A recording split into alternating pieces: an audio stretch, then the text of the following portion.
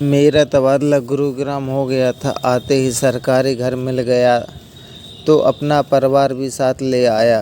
हर 4 वर्ष बाद बदली होती, फिर नई जगह, नया घर, नए दोस्त, नया पड़ोस, बच्चों का नया स्कूल, नया सामान खरीदो। पुराना गृहस्थी का सामान उसी जगह पर औने पौने दाम में बेच कर आओ। गुरुग्राम में बच्चों का स्कूल में प्रवेश कराया। नई पुस्तकें, स्कूल ड्रेस, जूते, ज़रूरत का सामान खरीदा। सारे पैसे खर्च हो गए। अब महीने की 1 तारीख का इंतज़ार होने लगा। सोचा 6 दिन शेष हैं, खाने पीने का सामान है, पैसों की ज़रूरत नहीं पड़ेगी। जब पैसों की कमी का अवसर आता, मेरी श्रीमती जी मुझे खरी खोटी सुनाए बिना ना छोड़तीं। सुबह सुबह मैंने कहा, पैसे दे दो, दूध ले आता हूँ। उन्होंने 30 रुपये देते हुए कहा, अब सिर्फ 80 रुपये बाकी हैं। 30 रुपये में एक दूध का पैकेट आता है, वह चाय में खर्च हो जाता। बच्चों को पीने का दूध नहीं मिल पाता, जिसके लिए श्रीमती उल्हाना मारती। मैं बीए पास, सरकारी नौकरी लग गई। सरकारी नौकर होना मतलब संपूर्ण जीवन की गारंटी मिल गई। गांव में जब भी शादी के लिए लड़के देखने वाले आते तो सबसे पहले सरकारी नौकरी वालों के नामों पर चर्चा होती। शैक्षिक योग्यता कोई ज़्यादा मायने नहीं रखती। सरकारी नौकरी है तो कुंवारा रहना मुश्किल होता। हर दूसरे तीसरे दिन मेहमान शादी का नया रिश्ता लेकर दरवाजे पर आ जाते। मैं बीए पास, मेरी श्रीमती जी एमए पास, प्रथम श्रेणी से उत्तीर्ण थीं। उन्होंने कई बार सरकारी नौकरी में आवेदन के लिए कहा, लेकिन मैं कोई बहाना बनाकर टाल देता था। बस एक नौकरी काफ़ी है, बच्चों की देखभाल कौन करेगा? बिना देखभाल के बच्चे बिगड़ जाते हैं। कई बार प्राइवेट स्कूल में नौकरी के लिए बोली। 4-5 घंटे खाली रहती हूँ और पैसे मिलने से घर के खर्चे में भी सहारा लग जाएगा।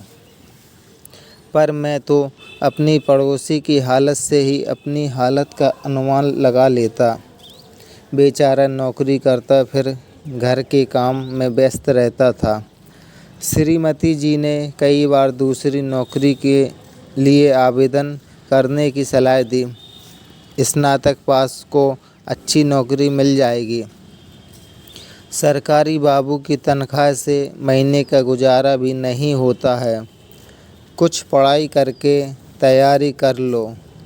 सारे दिन दोस्तों के साथ समय फालतू गुजार देते हो। मेरे पास बहानों की कमी नहीं थी। हर बार नया बहाना प्रस्तुत करता। ज़िंदगी ठीक से चल रही थी, पर जब भी अवसर मिलता श्रीमती जी मेरे ऊपर अपनी भड़ास निकालने से ना चूकती, जिसे मैं सहर्ष स्वीकार कर लेता। अभी महीने में 3 दिन शेष थे। शाम के समय दरवाजे पर दस्तक हुई। इस समय कौन हो सकता है? दरवाज़ा खोला। सामने कार्यालय अधीक्षक गुप्ता जी खड़े थे।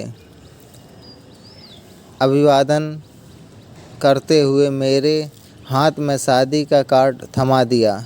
कल हमारे बेटे की शादी है, आप सपरिवार सहित आना। निमंत्रण देना आदर सत्कार है, पर मेरे लिए खुशी की बात ना थी। शुक्ला जी का रुतबा तो पूरे कार्यालय में था। शादी की तैयारी के चर्चे हर जगह पर थे। शुक्ला जी का इकलौता बेटा। शुक्ला जी की हर समय तैयारियों का बखान करते रहते और अपने आप को हमेशा दूसरों की तुलना में बड़ा रखते। उनके यहाँ बिना उपहार के जाना मैं सोच भी नहीं सकता था। मैं मन ही मन में चिंताग्रस्त रहने लगा। शुक्ला जी के लिए सस्ते उपहार से काम ना चलेगा। महंगा उपहार कहाँ से लाया जाए। मैंने अपने बैंक की दोनों पासबुक देखी, फिर श्रीमती जी की भी निकाली।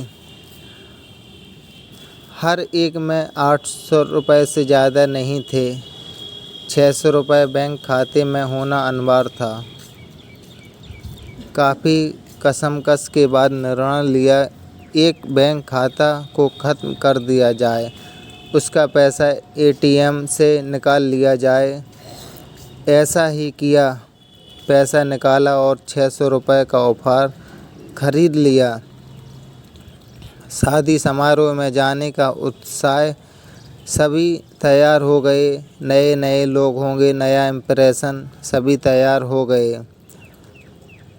तो चलो, मैंने आवाज़ लगाई। पुरानी मोटरसाइकिल, बच्चे बैठ गए। श्रीमती जी को घर का ताला लगाकर आ रही थीं। अभी उनका पैर एक गड्ढे में पड़ गया, सैंडल टूट गई। उन्होंने मुझे हाथों में उठाकर दिखाया। मैंने कहा, चलो आगे चलकर सिलाई करा लेंगे। श्रीमती जी ने कहा, कितनी बार सिलाई कराओगे इसकी? अब इसमें मरम्मत होने की कोई गुंजाइश नहीं बची है। अब तो मेरे पास पैसे भी नहीं थे। इतना सज-धज कर अनजाने मोहल्ले में किसी के दरवाजे रुपए मांगने में भी नहीं जा सकता था। मेरे पास ना कोई विकल्प था, ना बहाना। कुछ देर तक मौन रहने के बाद श्रीमती जी ने कहा, आप बच्चों को लेकर जाइए, मैं घर पर रहती हूँ। शुक्ला जी से अभिवादन करते ही पूछ लिया, भाभी जी नहीं आईं? वह गाड़ी पर 4 लोग बैठ नहीं पाए। वह आ रही हैं। समारोह में बच्चे बच्चों के साथ हो गए और मैं अपने साथियों के साथ व्यंजनों का जायज़ा लेने लग गया। कुछ ही देर में मेरी निगाह महिलाओं के समूह की तरफ गई। मुझे श्रीमती जी की उपस्थिति महसूस हुई। मैं अपना भ्रम दूर करने के लिए उधर बढ़ गया। यह मेरा भ्रम नहीं है, यथार्थ था। वह श्रीमती जी ही थी। वह मुझे देखकर मेरी तरफ आ गईं। पैरों में नई सैंडल पहने थीं। मैंने पूछा, पैसे कहाँ से आए? उन्होंने मुस्कुराकर जवाब दिया, आप बीए पास हैं और मैं एमए पास हूँ। पुरुष जिस दिन और महीने की सोचता है, औरतें वर्षों और पीढ़ियों के बारे में सोचती हैं। औरतों को गृहस्थी का खर्च कितना भी कम मिले, फिर भी वह समय के लिए बचत करके रखती हैं। कैसी लगी दोस्तों कहानी? कमेंट करके ज़रूर बताएं and subscribe my YouTube channel. धन्यवाद।